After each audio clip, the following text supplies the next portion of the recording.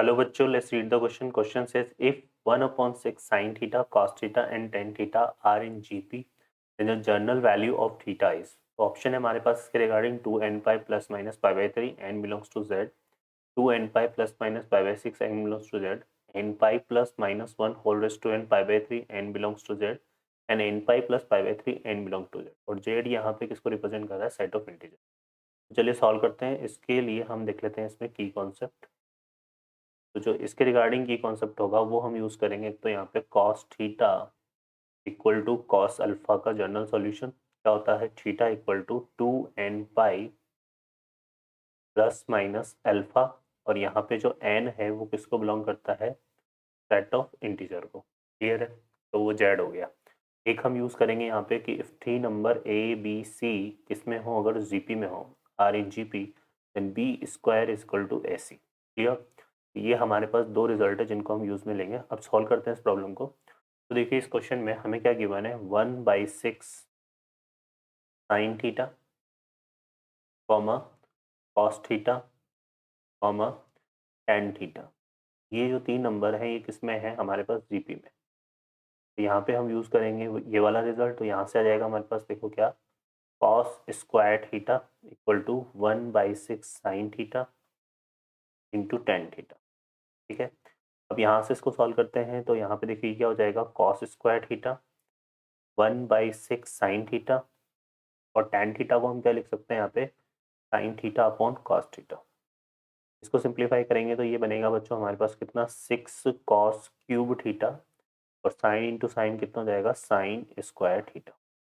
Further देखिए इसको क्या लिख सकते हैं हम यहाँ पे? इसको लिख सकते हैं यहाँ से हमारे पास 6 कॉस क्यूब थीटा और इक्वल टू क्या आ जाएगा? 1 माइनस कॉस स्क्वायर थीटा.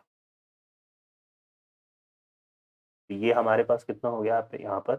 ये हो जाएगा 6 cos cube theta plus cos square theta minus 1 equal to 0. इसके अगर हम फैक्टर करते हैं तो हमें मिलेंगे यहाँ पे, ये हो जाएगा 2 कॉस थीटा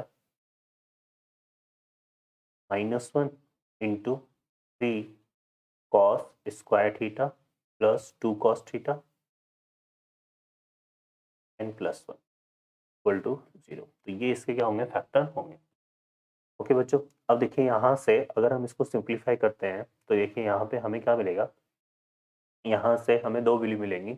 एक तो यहाँ पर हमारे पास हो जाएगा क्या? कॉस थीटा इक्वल टू 1/2, और एक हमारे पास यहाँ से आ जाएगा कितना कितना आएगा? 3 cos square theta, 3 cos square theta plus 2 cos theta plus 1 equal to 0. इसकी अगर मैं बात करूँ तो ये क्वाड्रेटिक इक्वेशन बन रही है हमारे पास.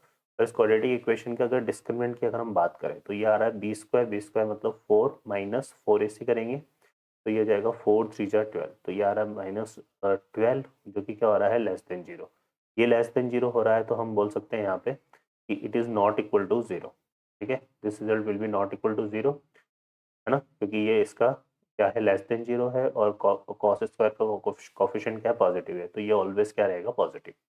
ठीक है. तो यहाँ से सिर्फ और सिर्फ हमें क्या मिलेगा? Cos of theta will be equal to 1/2. ठीक है. इसको सिंप्लीफाई करें तो यहाँ से आ जाएगा cos theta equal to cos alpha. Cos alpha मतलब 1/2. 1/2 को हम क्या लिख सकते हैं? कॉस π/3. और इसका जो जनरल सोल्यूशन होता है हमने देखा था यहाँ पे, थीटा इक्वल टू कितना हो जाएगा? 2n pi plus minus π/3. तो ये जो है बच्चों इसका क्या हो जाएगा? General solution. ठीक है. और ये हमारे पास यहाँ पर आ जाएगा. क्लियर है? ठीक है. साथ में यहाँ पे ये जो n है किसको बिलोंग करेगा? z को, सेट ऑफ इंटीजर को. तो ये हमारा इस क्वेश्चन का फाइनल आंसर होगा. ऑप्शन में अगर हम देखें तो first option will be the correct answer. Okay बच्चों, I hope you understand well. Best of luck. Thank you.